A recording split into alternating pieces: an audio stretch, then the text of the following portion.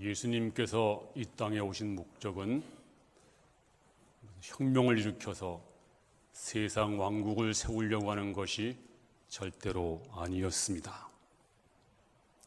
예수님이 오신 목적이 무엇일까요? 그는 십자가를 지고 죽으심으로 우리에게 구원의 길을 여시는 것이었습니다. 이제 주님이 죽으실 시간이 점점 다가오고 있습니다. 그래서 오늘 본문에 보니까 예수님은 그의 사랑하는 제자들에게 아주 중요한 말씀을 하고 있습니다. 바로 그것은 너희가 실족하지 말라. 나를 인해서 실족하지 않는 자가 복이 있도다. 그렇게 말씀을 하셨습니다. 하지만 제자들은 예수께서 영광의 메시아로서 저 로마를 물리치고 그리고 예수님께서 왕이 될 줄로 알았습니다. 그리고 왕이 되시면 한 자리를 차지할 걸로 아주 기대가 부풀어 있었는데 주님은 거기에 관심이 없고 오직 십자가만 지신다. 그렇게 말씀하고 있습니다. 그러니까 제자들이 실망을 했습니다. 그리고 실족할 위기에 처했습니다. 주님을 따라가 봤자 별로 좋을 것이 없다. 그래서 점점 낙심을 하게 됩니다. 그때 주께서 말씀하십니다. 절대로 실족하지 말라.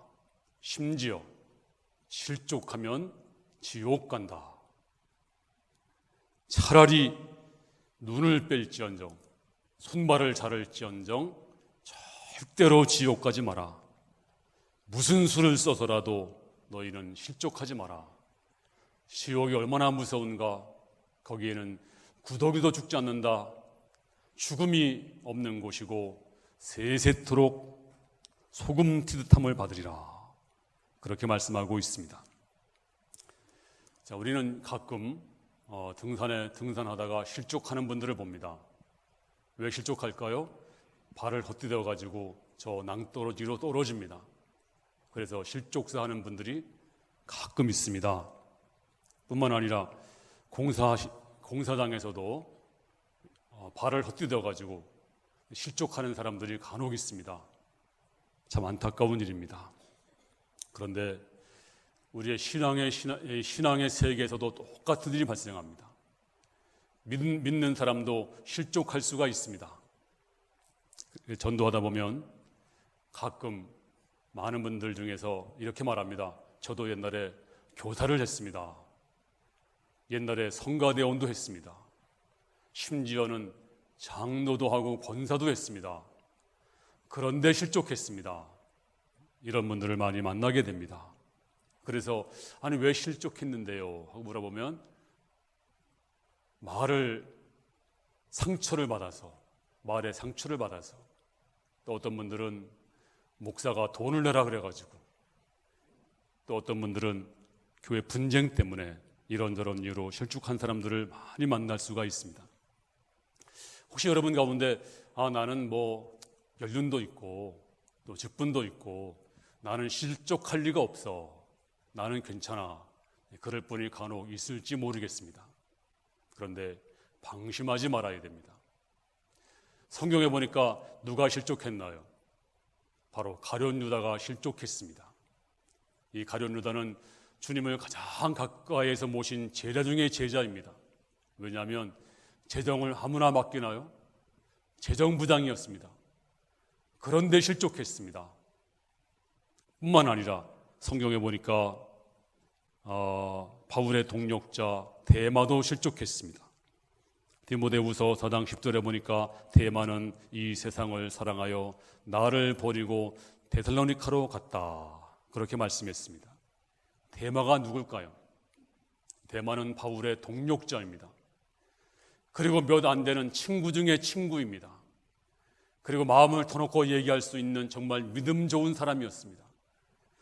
그래서 성경에 보니까 빌레몬서 1장 24절 말씀에 또한 나의 동력자 마가 아리스다고 데마 누가가 문안하느니라 하면서 데마를 꼭 포함을 시켰습니다. 그리고 골로새서 4장 14절 말씀에도 대마가 너희에게 무난하느니라. 대마는 바울의 절친한 둘도 없는 믿음의 동력자였습니다. 그런데도 실족해서 세상으로 갔다, 그렇게 말씀했습니다. 실족은 남의 얘기가 아닙니다. 여러분도 실족할 수가 있습니다. 저도 실족할 수가 있습니다. 그러므로 방심하지 말아야 됩니다. 그리고 성경에 보니까 오늘 이제 본문에 계속 나오지만 수제자 베드로도 한때 실족했습니다. 주께서 말씀하십니다. 나는 세상의 왕이 아니고 내가 십자가 죽음으로 말미암아서 구원의 길을 여는 것이 나의 사명이다. 그리고 이제 너희가 다 나를 버릴 것이다. 그때 베드로가 이렇게 말하고 있잖아요. 마태복음 26장 33절에 베드로가 대답하여 이르되 모두 주를 버릴지라도 나는 결코 버리지 않겠나이다.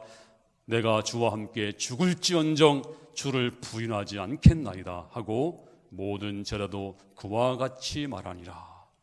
아니, 제가 실족하다니요, 제가 주님을 버리다니요, 그게 무슨 말씀이십니까? 절대로 그런 일이 없습니다. 하지만 닭 울기 3번 우니까 베드로는 주님을 배반하고 부인합니다. 나도 실족할 수가 있습니다. 실족하지 않고 실족하고 돌이키지 않으면 지옥 갈 수가 있습니다.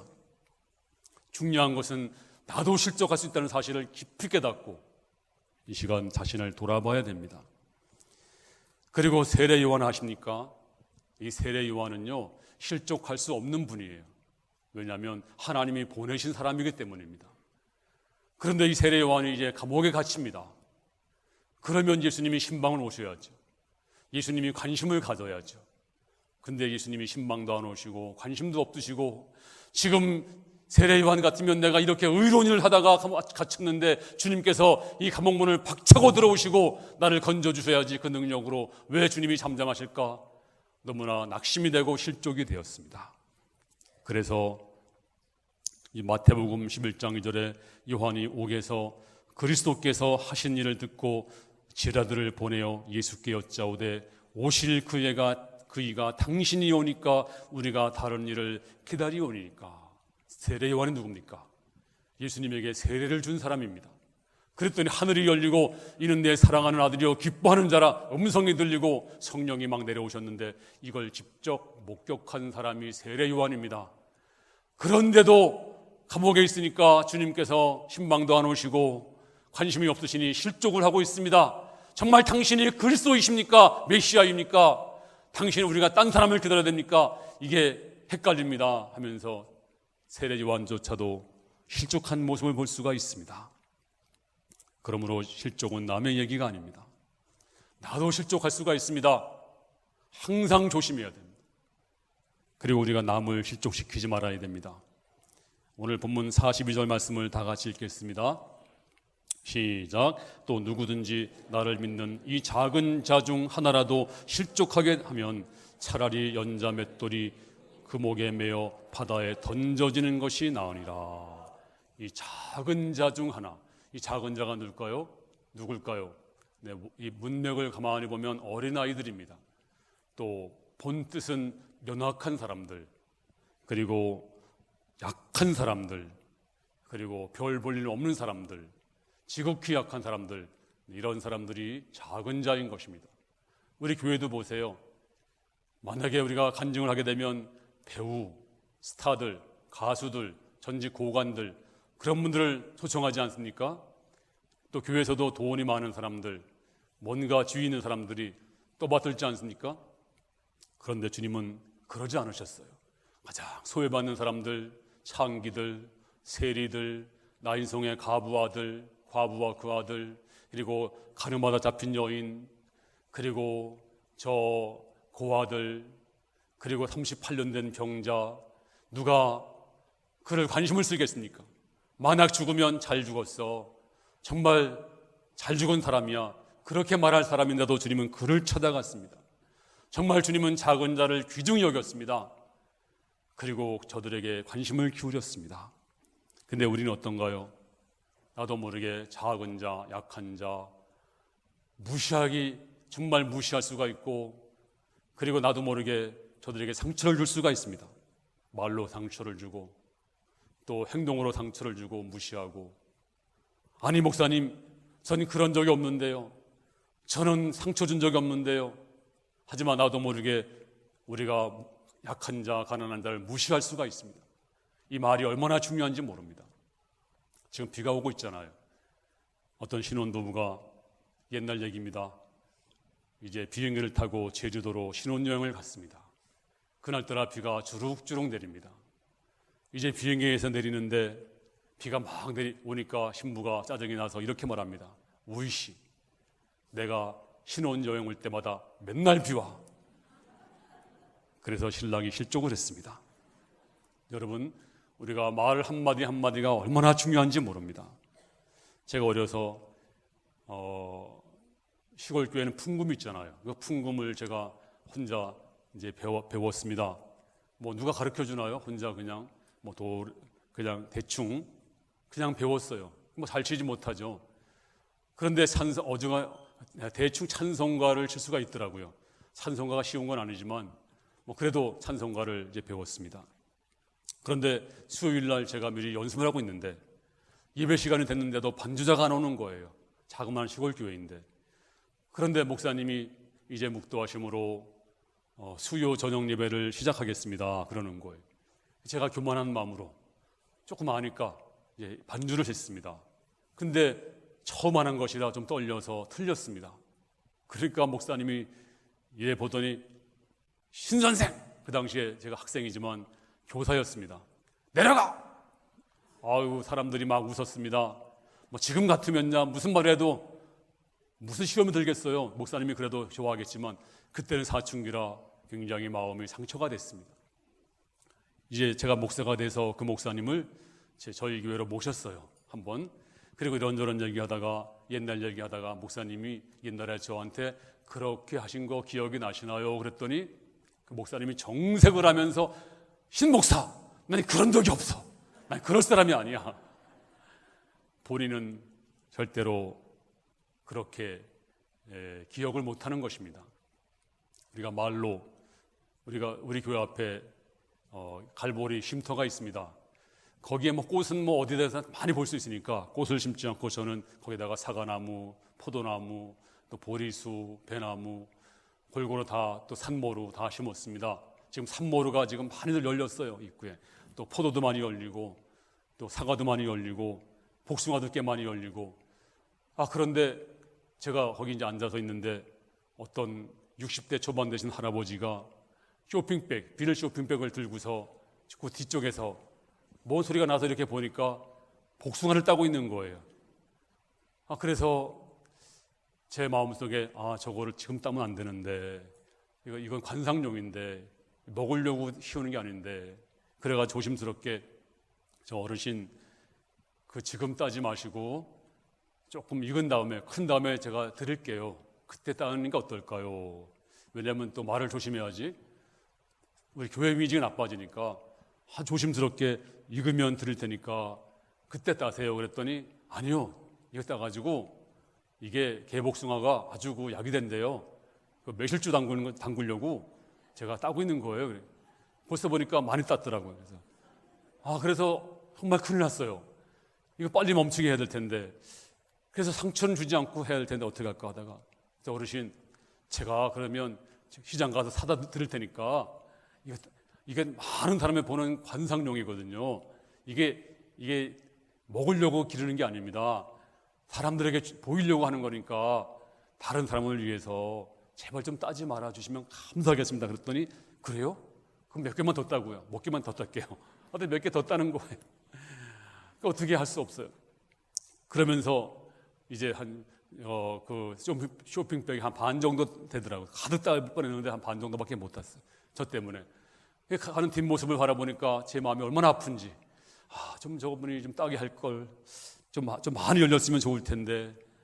근데 그냥 뒷모습 보니까 혹시 또 이 교회에 대한 인상을 좀 잘못 가지면 어떨까, 그런 마음도 있었습니다만, 여러분, 우리가 말로 사람들을 잘 이렇게 실족하게 할 수가 있습니다.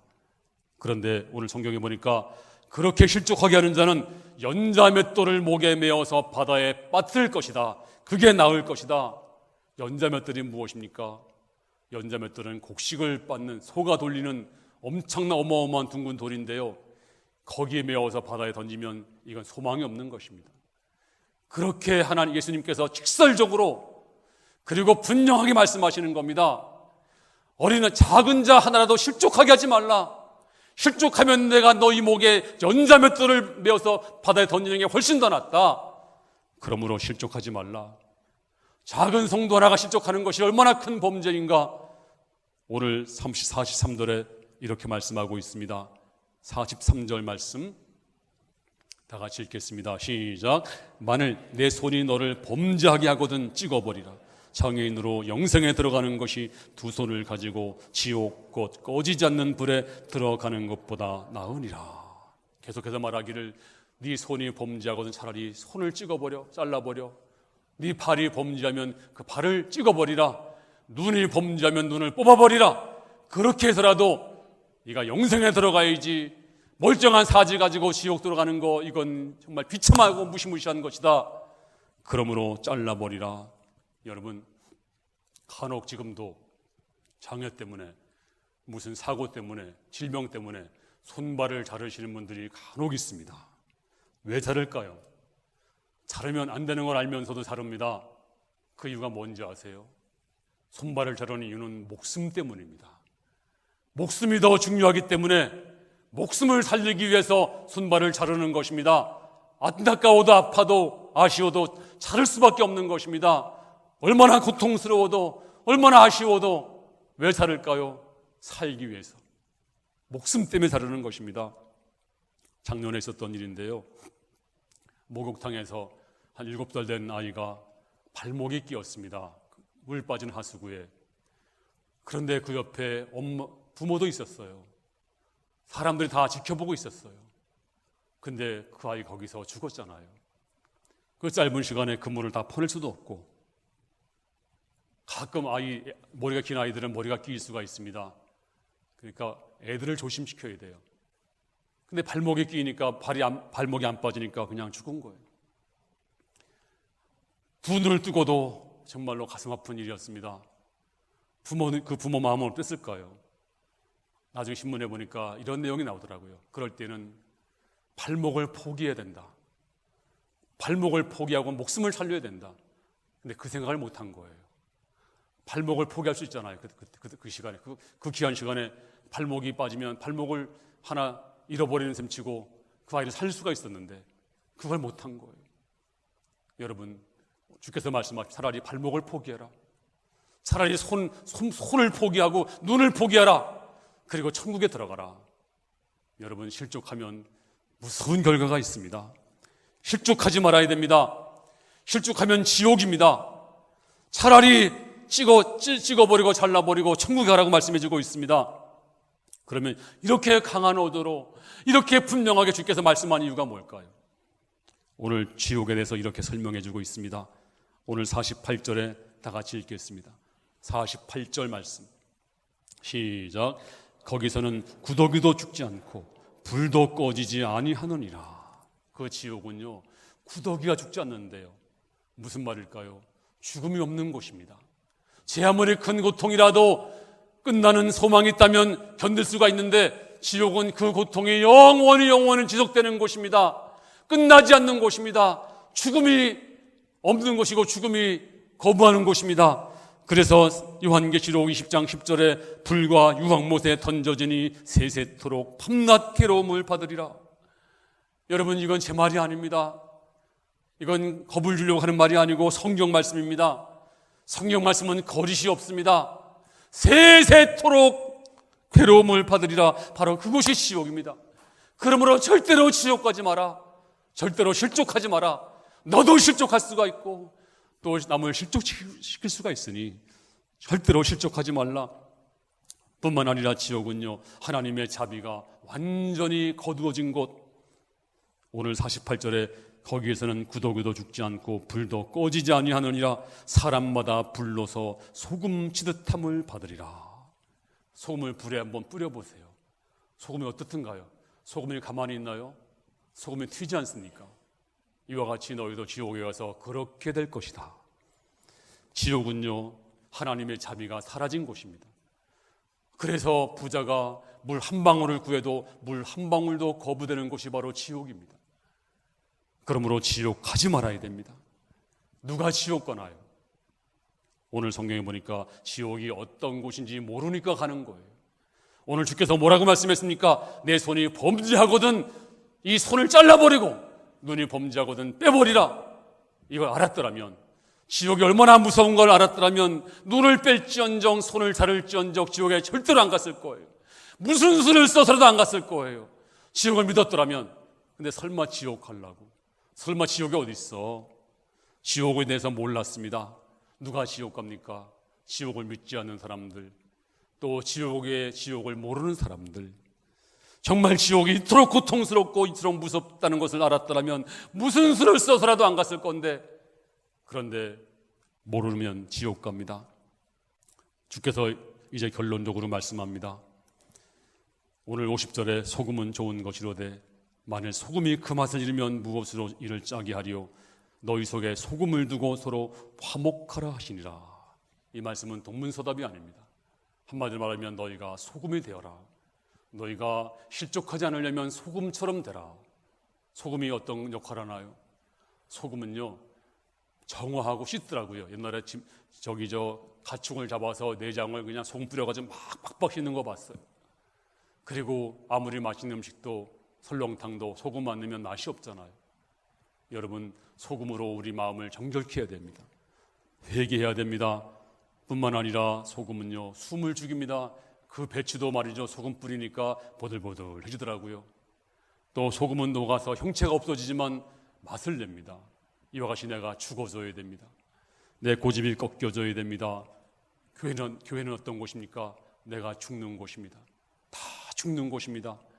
다 죽어져야, 그래야 사람들이 실족하지 않습니다. 교회는 서로 세워주는 곳입니다. 혹시 나 때문에 실족한 사람이 없는가를 살펴보세요. 그리고 나도 살펴보세요. 가룟 유다도 실족했습니다. 엠마오로 가던 두 제자도 실족했습니다. 베드로도 실족할 뻔했습니다. 아니, 저 세례 요한도 실족할 뻔했습니다. 사람은 예외가 없습니다. 그러므로 주 앞에 이 시간 자신을 바라보고 주여 나를 지켜주시옵소서, 소금처럼 되게 하시옵소서, 내가 녹아지게 하시고 없어지게 해주시옵소서. 이 시간 우리 모두가 다 주 앞에서 겸손하게 자신을 지키는 거룩한 성도가 될 수 있기를 주님의 이름으로 축원합니다.